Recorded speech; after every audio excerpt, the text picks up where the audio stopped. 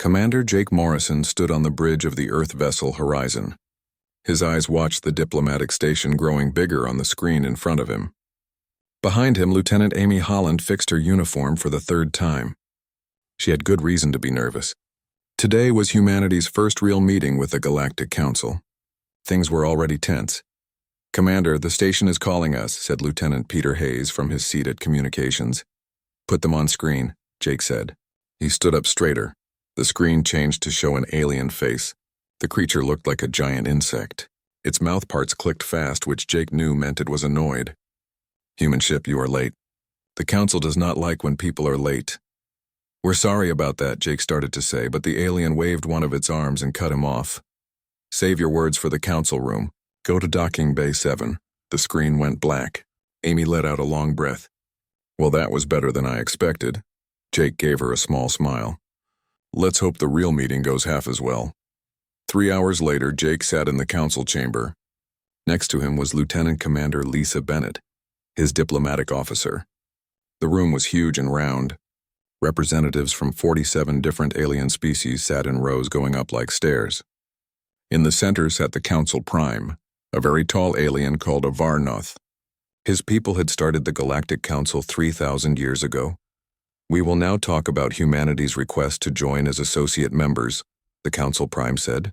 His voice was deep and filled the whole room through translation devices. "But first, there is a complaint we must hear." Jake felt his stomach tighten. Lisa moved closer and whispered, "This was not on our schedule." An alien with scales that shone under the light stood up. It was a krill. 3 cycles ago, human miners in the Deneb sector broke into krill territory.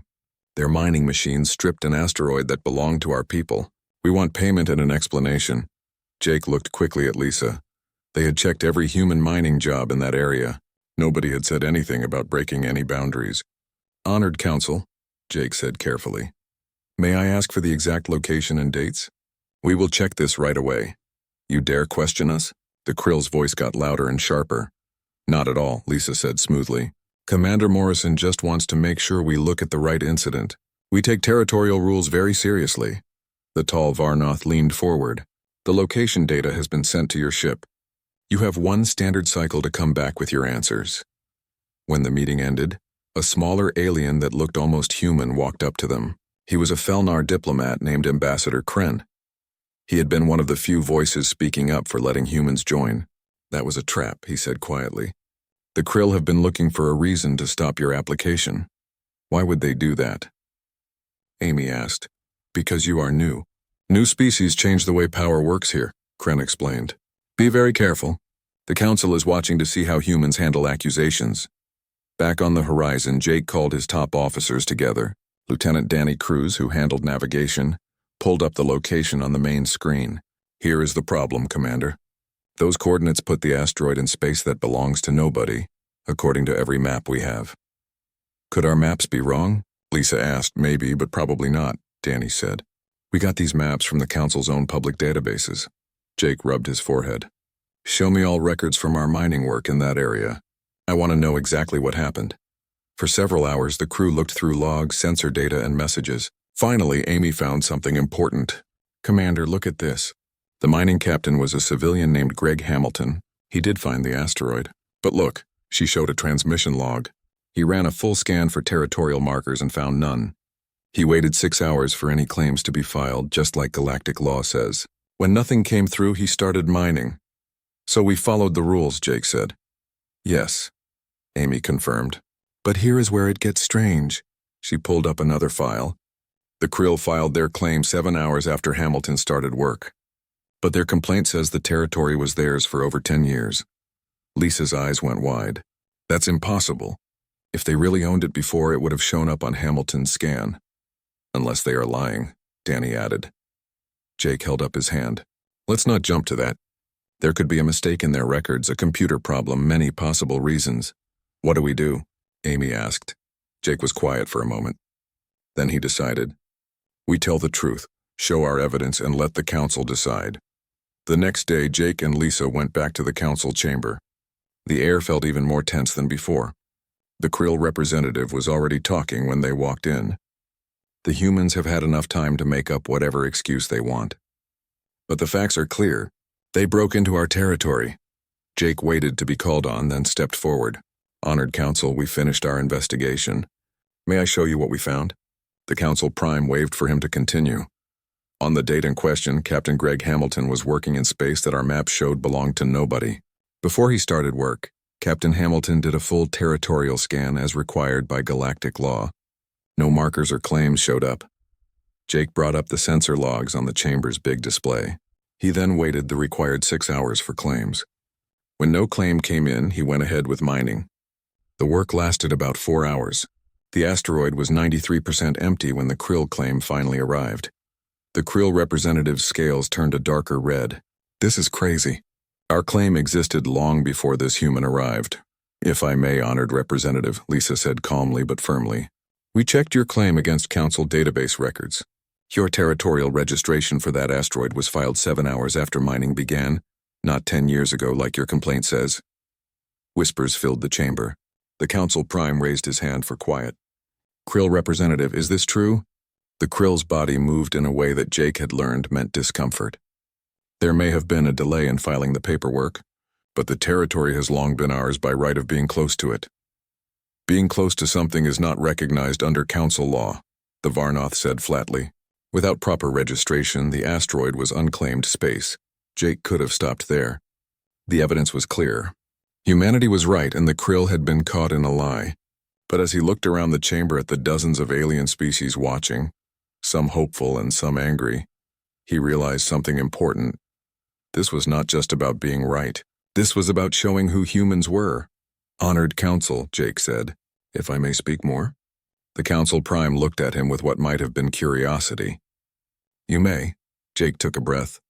Lisa put a hand on his arm, silently asking what he was doing. He gave her a small nod. Our investigation proved that Captain Hamilton followed all rules. No valid territorial claim existed when he did his work. By the letter of galactic law, humanity did nothing wrong. The Krill made a sound of reluctant agreement. Its scales settled to a more neutral color. Several other council members nodded. It seemed the matter was done. However, Jake said, and the chamber went quiet again. That does not change one basic fact. The Krill people believed that asteroid was theirs. Whether through paperwork mistakes, computer errors, or bad communication, the Krill expected that resource to be there for their colony. Because of actions by a human ship, even though it was legal, that resource is now gone. Lisa's hand tightened on his arm. He could feel her confusion, but he kept going. The Krill colony was depending on that asteroid.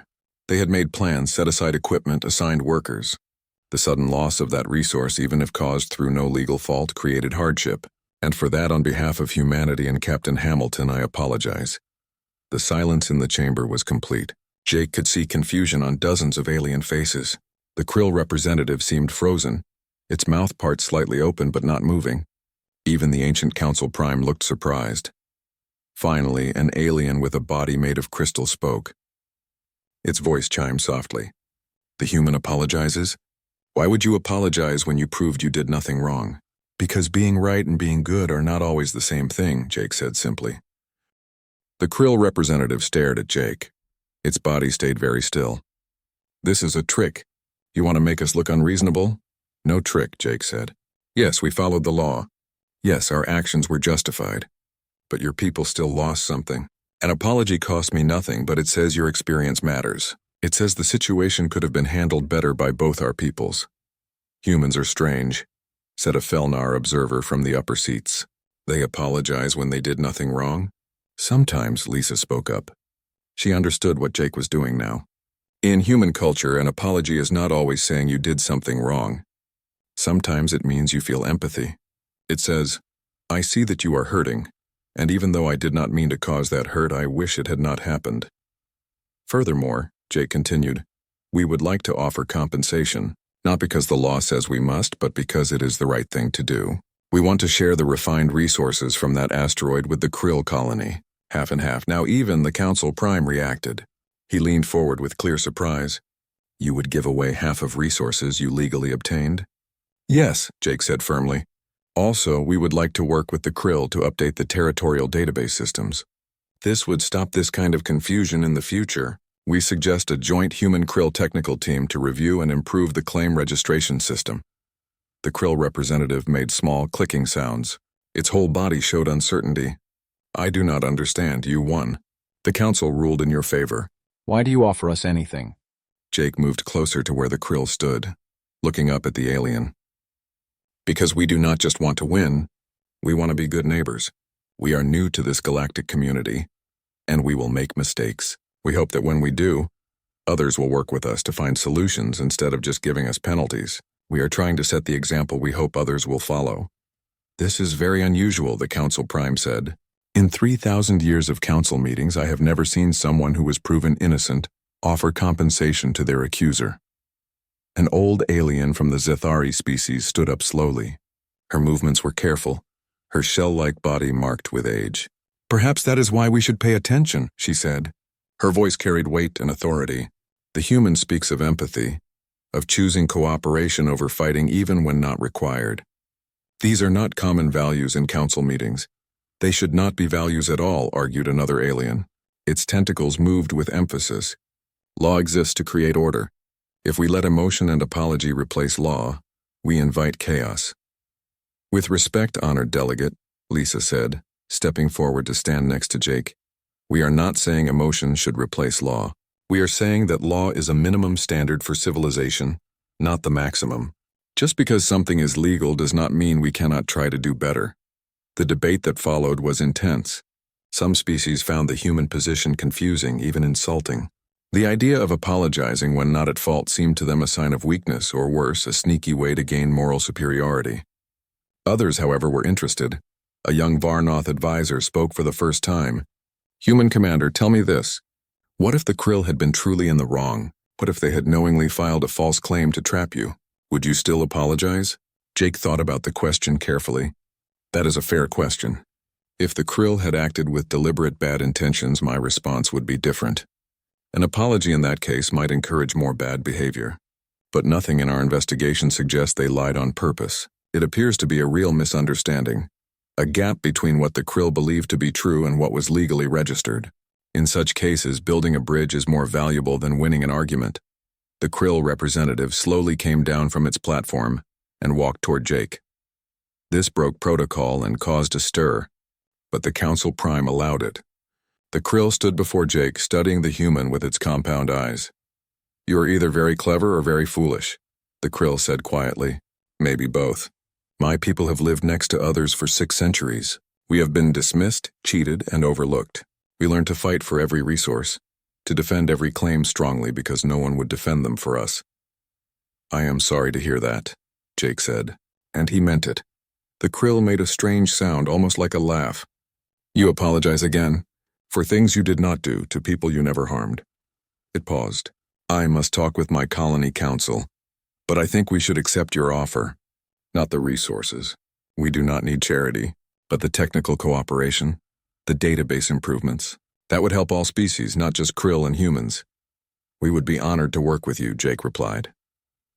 As the Krill returned to its platform, the Council Prime spoke to the chamber.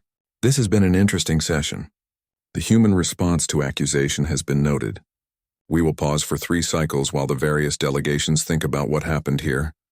As the council broke up, Jake and Lisa made their way back to the horizon. Amy was waiting anxiously in the shuttle bay. Well, how bad is it? Are we kicked out? We are not sure, Lisa admitted. But something interesting happened. The commander apologized, Amy said flatly. She had listened to the meeting over the communication system. Sir, with all respect, what were you thinking? Jake smiled tiredly. I was thinking that we have a chance to show the galaxy what humanity can be. Not just another species fighting for resources and power, but something different, something better. And if it backfires, if they see it as weakness, then we will deal with that, Jake replied. But I would rather be rejected for who we truly are than accepted for pretending to be something we are not. Over the next 3 days, something unexpected happened. The horizon began receiving visitors. First came Ambassador Kren, the Felnar diplomat who had initially warned them about the Krill trap. He brought news that several smaller species had privately said they admired humanity's approach. You have started conversations that have not happened in council chambers for decades, Kren explained. sitting in a chair in Jake's ready room. Species are asking questions about what justice really means, about whether the Council's purely legal approach serves everyone equally. We did not mean to cause trouble, Jake said. The best controversies are usually the ones nobody planned. Kren replied with what Jake had learned was a Felnar smile. They are the most honest. The next visitor was more surprising. An alien medical officer from the tentacled Drexen species asked permission to come aboard. The official reason was to compare biological databases.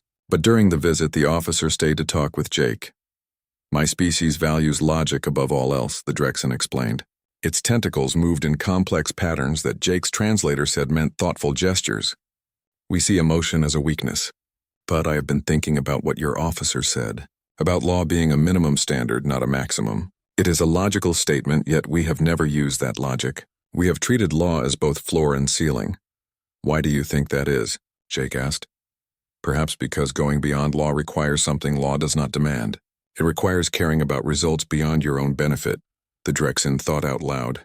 This is inefficient from a single person's view, but may be very efficient from a group view. I must think about this more. On the third day, Jake got a message from an unexpected source. The elderly Zathari delegate wanted a private meeting. Jake agreed, curious about what the respected council member wanted. She arrived alone, which was unusual for someone of her status. Her shell-like body moved slowly, and Jake offered her a seat designed for Zathari body shape. She settled into it with a sigh that the translator made sound like relief. Thank you, Commander. Age makes these diplomatic meetings harder, she said. I'm called Shenra. I have served on the council for 42 of your years. An honor to meet you, Delegate Shenra. I wanted to talk with you about what happened in the chamber, Shenra said. Your apology. If I caused offense, no, she waved a limb to dismiss that. You caused something far more dangerous than offense. You caused hope. Jake blinked. I am not sure I understand. Shenra's mouth parts moved in a way that suggested a sad smile. The Galactic Council was founded on beautiful ideas. Cooperation, mutual success, peaceful solutions to conflicts. But over thousands of years it has become rigid. We follow procedures, we enforce laws, we keep order. But somewhere along the way we forgot why we were doing these things. We began to serve the system instead of having the system serve us. She paused, gathering her thoughts. Your apology reminded me of something. When my species first joined the council, we too had ideals. We believed in those founding ideas. But the older species taught us that such idealism was naive.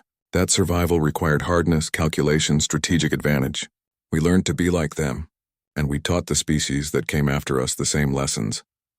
So the council became more rigid over time, Jake observed.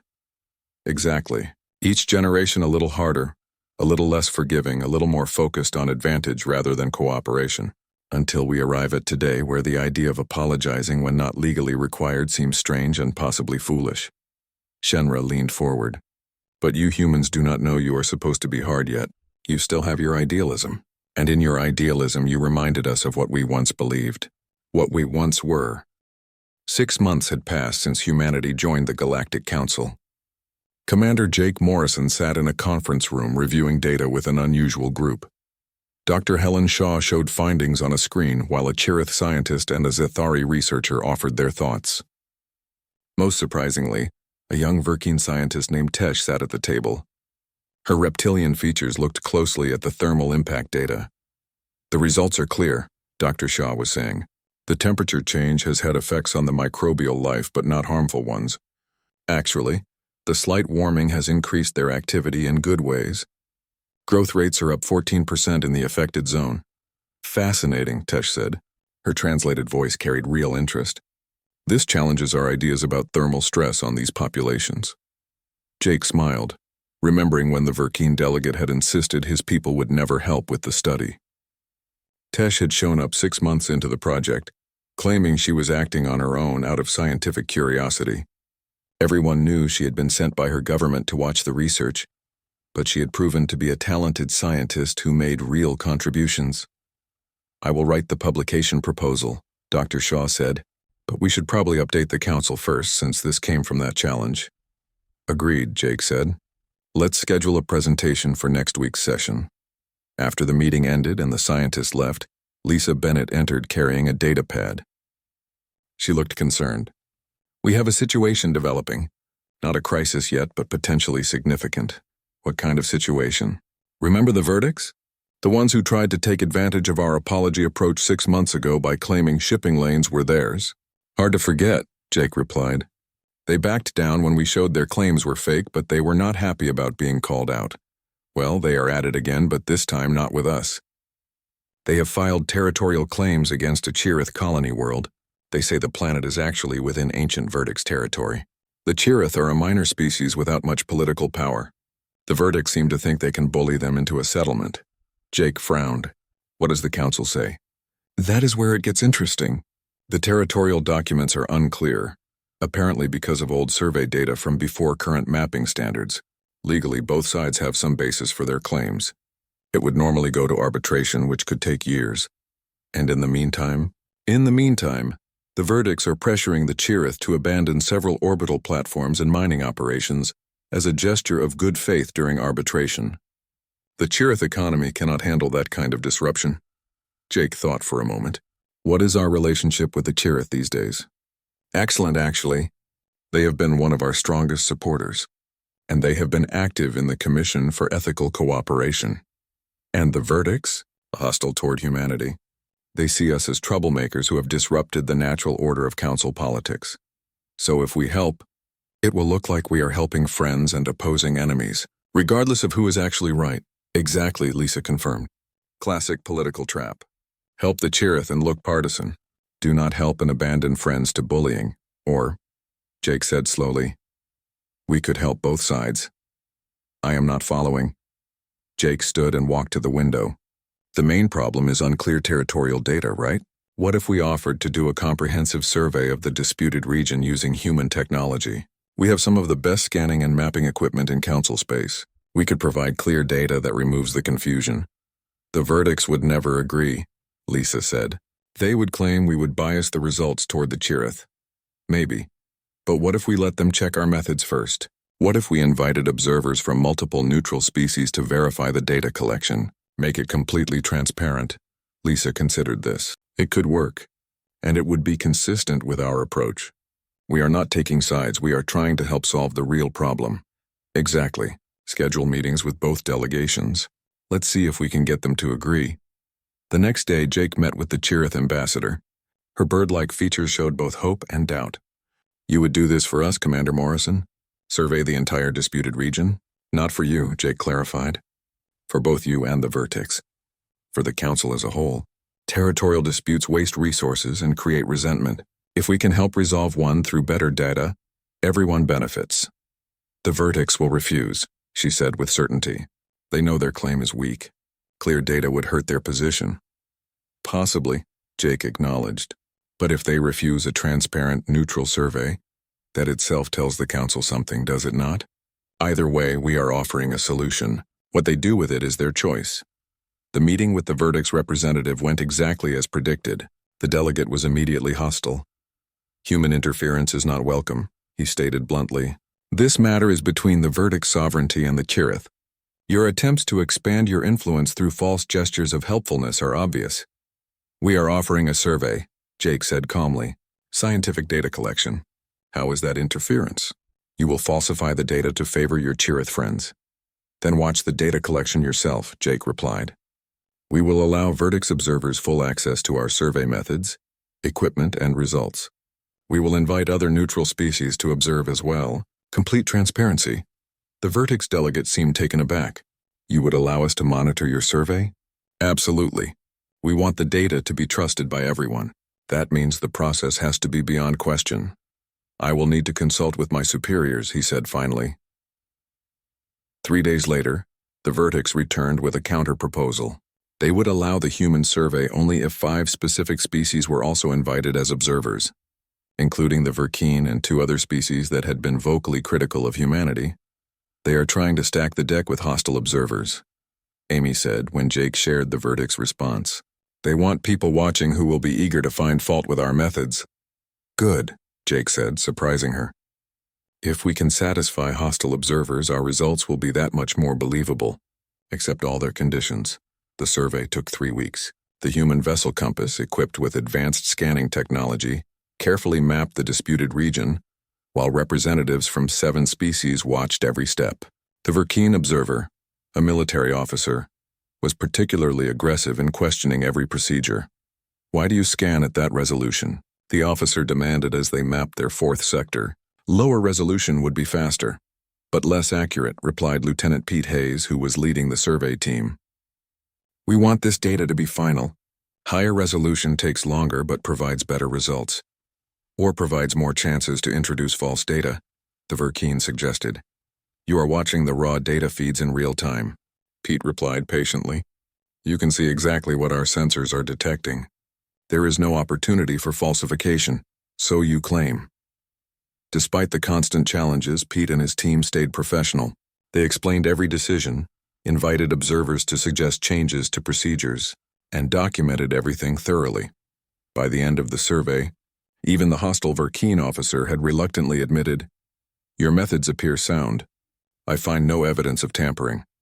The final results were presented to the council with all 7 observer species giving testimony about the survey's integrity. The data was clear. The disputed region fell within territory that had been first claimed and developed by the Kirith, coming before Verdict's expansion into the area by several decades. The Verdict's claim was legally invalid. The Verdict's delegate stood to respond, his expression bitter. "We acknowledge the survey results. The Verdict's sovereignty withdraws its territorial claim." He sat down without another word. The matter was resolved. But as Jake left the council chamber, he was stopped by an unexpected figure. The Verkeen delegate who had originally challenged the human outpost stood waiting. "A moment." "Commander Morrison," he said. Jake nodded, and they stepped into a quiet corridor. "I spoke with our officer," the Verkeen began. "He reported that your people conducted the survey with complete integrity." "That surprises me." "Why? We said we would," Jake replied. "Yes, but I expected the Chirith friendship to compromise your objectivity, that you would find ways to bias the results while maintaining believability. That is what species do. They favor friends over truth." "That is not what humans do," Jake said firmly. "At least that is not what we try to be." The Verkeen was quiet for a moment. "The thermal study on your outpost. My people did send Tesh to monitor you, as you likely guessed, but her reports have been unexpected. She writes of real scientific collaboration, of your team sharing data freely and taking suggestions from all participants. She has recommended that the Verkeen consider similar approaches with other species." "That is encouraging," Jake said. "It is also disruptive," the Verkeen countered. "The Verkeen have existed for centuries with a clear understanding of galactic politics. Strong species dominate, weak species submit, and everyone pursues their own interest within legal frameworks. Your humans insist on complicating this simple model with concepts like empathy and ethical obligations beyond law. It is frustrating." "I imagine it is," Jake agreed. "But is it wrong?" "That," the Verkeen said slowly, "is what I am beginning to question," which is itself frustrating. As the weeks passed, more ships arrived at the council station. Jake stood on the observation deck of the Horizon, watching 3 new Earth vessels dock. Earth had sent reinforcements, eager to expand humanity's presence after the territorial survey success. Captain Linda Barnes commanded one of the ships, the merchant vessel Cascade. She had earned respect months earlier by helping a disabled Chirith ship.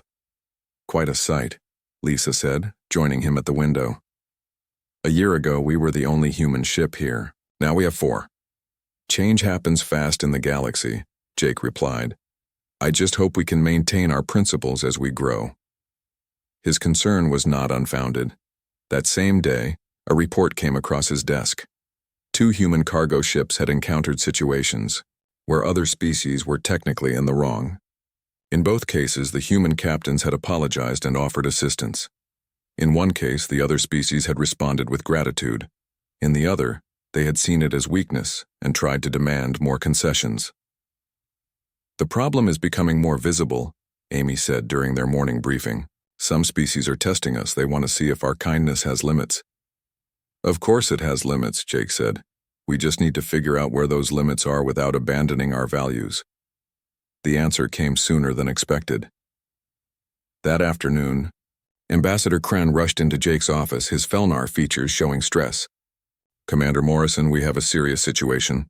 The Verkeen Collective has filed a formal challenge against humanity." Jake's stomach dropped. Despite their recent cooperation, he knew the Verkeen were still not friends. What kind of challenge? They have identified a human scientific outpost in the Arcturus region. They claim the outpost's waste heat is affecting local microbial life on a nearby moon. The Verkeen say this violates environmental protocols and demand the outpost be dismantled and the moon restored at human expense. Let me guess, Lisa said. The outpost was there first, and the environmental protocols they cite either do not apply or were followed correctly. Correct on both counts, Kren confirmed. Your scientists filed all the proper impact assessments. The heat variation is well within acceptable limits. But the Verkeen are demanding more than legal compliance. They are demanding you live up to the standards you have been promoting. Jake understood immediately. They are using our own principles against us. We have been saying that legal compliance is not enough, that we should care about unintended consequences even when we are technically right.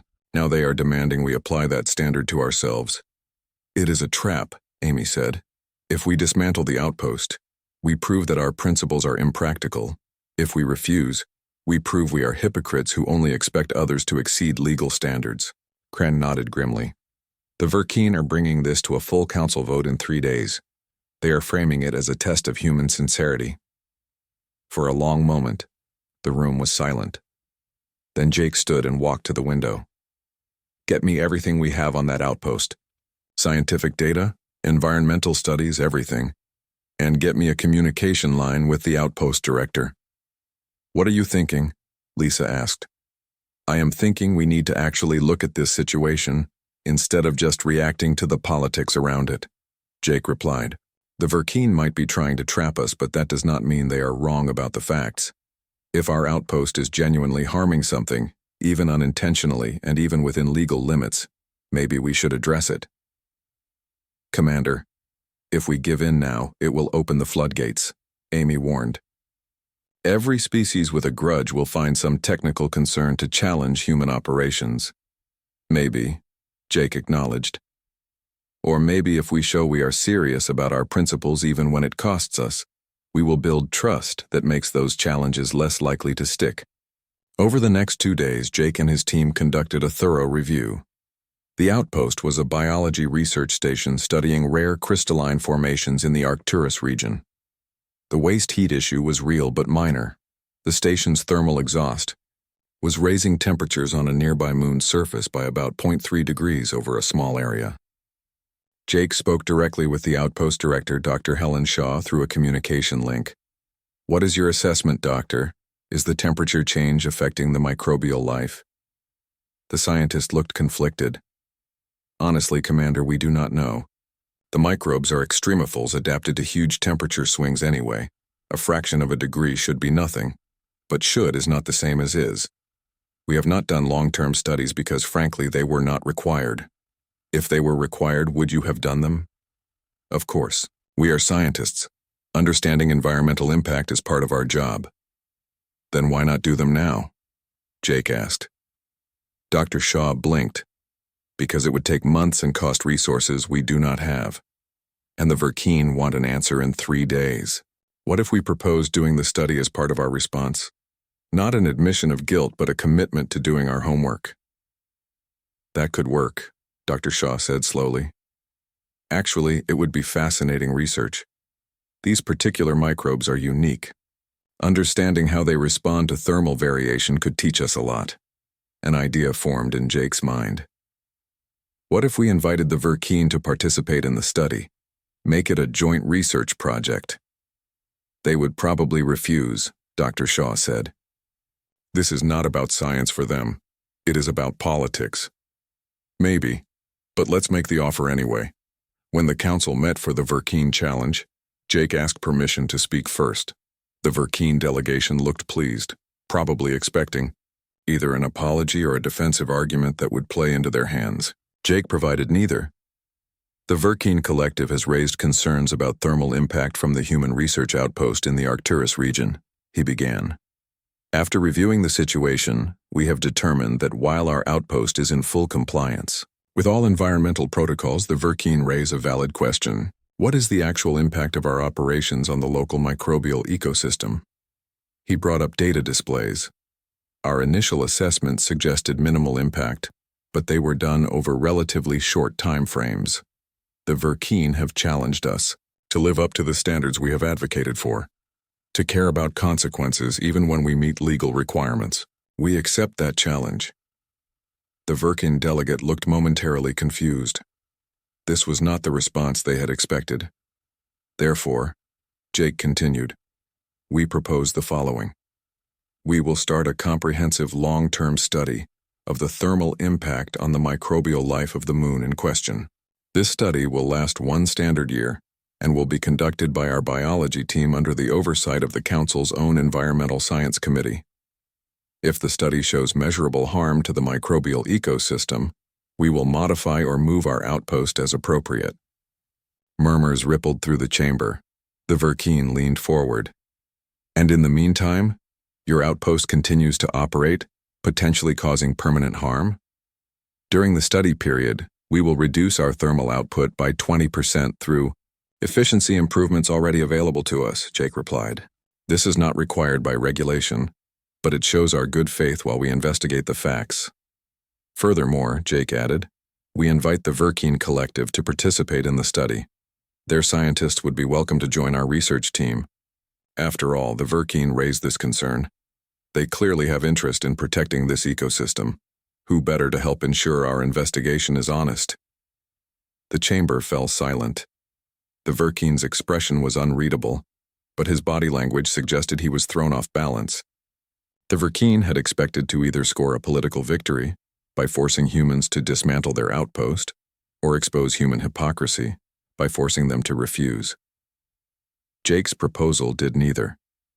It accepted the premise of the challenge while insisting on determining the actual facts, and it invited the challengers to participate in good faith. This is a delaying tactic, the Verkeen finally said. You seek to operate for another year while studying a problem you should solve immediately. With respect, Lisa spoke up. Solving a problem requires first understanding it.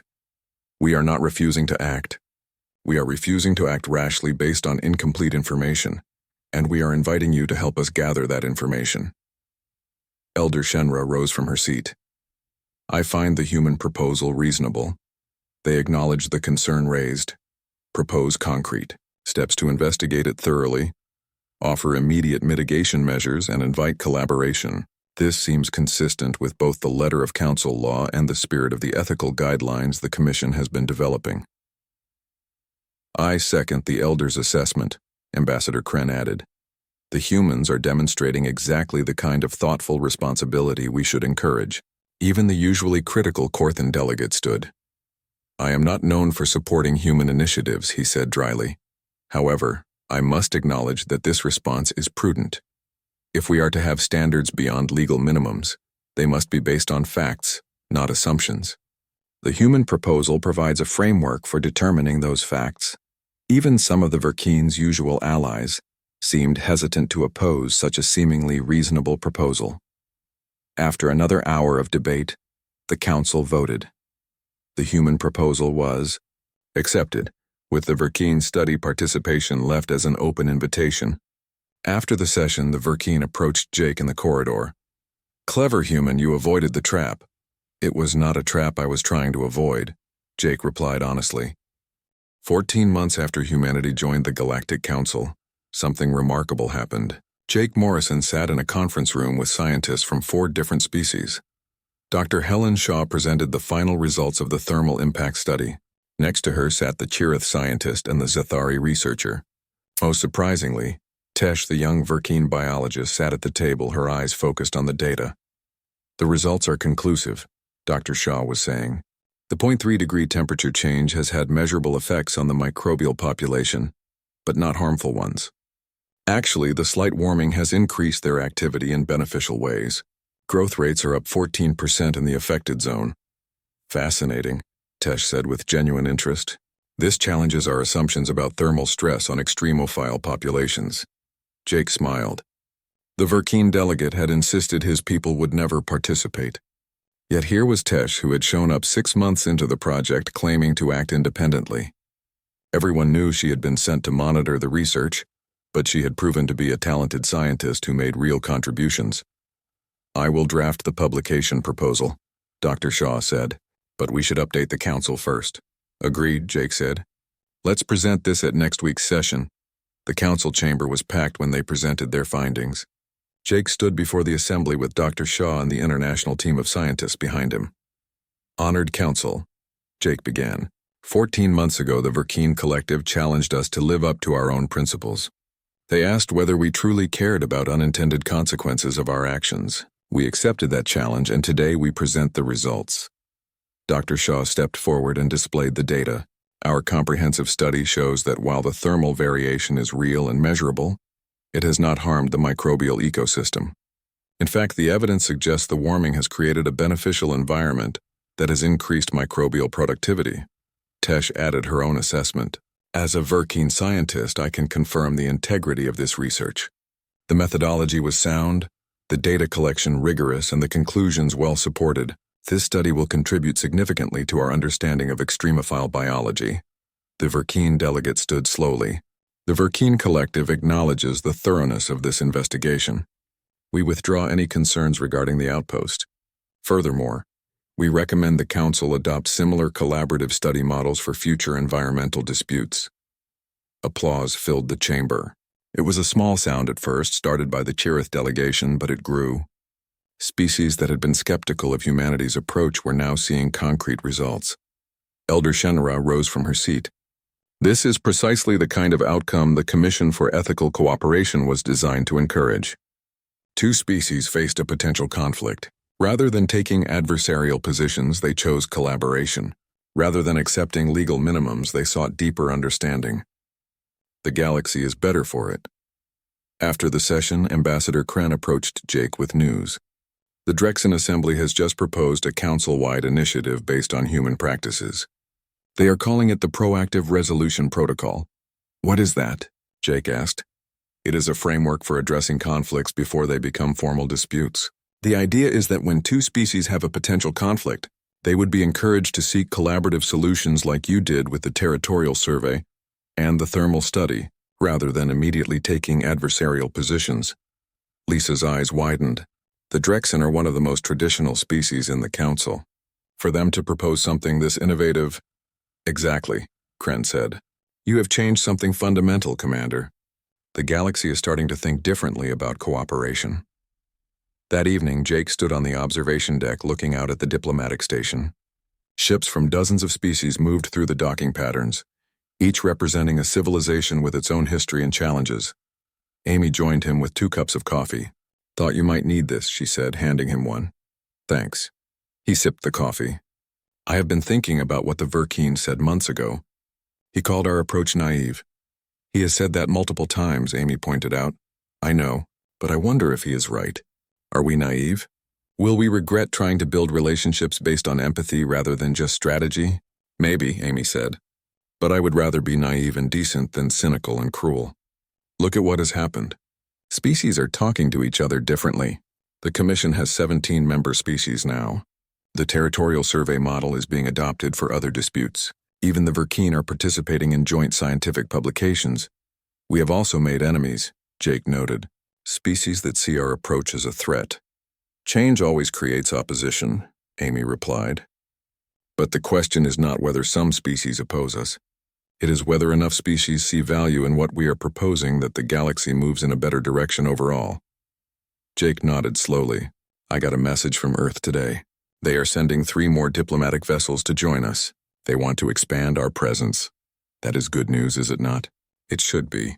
But I worry about whether we can maintain this approach as we grow. It is one thing for a single ship crew to operate on principles of empathy. It is another thing for an entire diplomatic corps to consistently do so. So what do we do?" Jake turned to look at her. "We keep doing what we have been doing. We keep showing that it is possible to be strong without being cruel, to defend our interests without dismissing others. We keep apologizing when we cause harm, even unintentionally. We keep seeking solutions that benefit everyone. Even when it is difficult?" "Especially when it is difficult," Jake confirmed. "That is when principles matter most." 3 weeks later, the Galactic Council held a formal ceremony. Humanity was being presented with the Cooperation Achievement Award. Jake accepted on behalf of all humans serving in council space, but he made sure to bring the captains and scientists who had contributed. In his speech, Jake kept his words brief. This award honors not just humanity, but the idea that we can be better than our worst impulses. That we can choose cooperation over conflict, empathy over indifference, and mutual benefit over competition. We are grateful for this recognition, but more importantly, we are grateful to every species that has chosen to meet us halfway, to engage with these ideas, and to help build a galaxy where strength and compassion coexist. As applause filled the chamber, Jake saw Elder Shenra in the upper tiers. The elderly Zethari was standing, all her limbs extended in what he had learned was the highest gesture of respect in her culture. Later, at the reception, Shenra approached Jake. "Walk with me," she said. They moved through the station's gardens, where plants from a dozen worlds grew together. "When you first apologized to the Krill," Shenra said, "I thought perhaps I was seeing what I wanted to see. An old idealist finding hope in a gesture that might have been calculated. But I have watched you for over a year now. I have seen how you handle challenges, how you respond to hostility, how you maintain your principles even when they cost you." "We have made plenty of mistakes," Jake said. "Of course you have, but you acknowledge them and learn. That is rare." She stopped walking. "Do you know what the Galactic Council was like when I first joined 42 years ago? Tell me, and it was kinder. Not perfect, but there was more trust, more willingness to find common ground. Over the decades, that eroded. Species became more territorial, more focused on advantage. The Council became a place where laws were weapons and relationships were transactions. We lost something essential." She gestured toward the gardens. "These plants are from different worlds with different needs. They should not be able to coexist in one space. But with care, with attention to each one's needs, with a willingness to create conditions that benefit all rather than just one, they thrive together." "You think the Council can be like that again?" Jake asked. "I think you have shown it is possible. Not easy, not quick, but possible.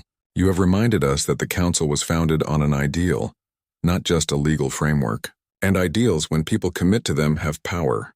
She placed a gentle claw on Jake's arm. "The galaxy is vast and complicated, Commander Morrison. You will face species that try to exploit your kindness. You will encounter situations where doing the right thing seems to work against your interests. You will be tested constantly.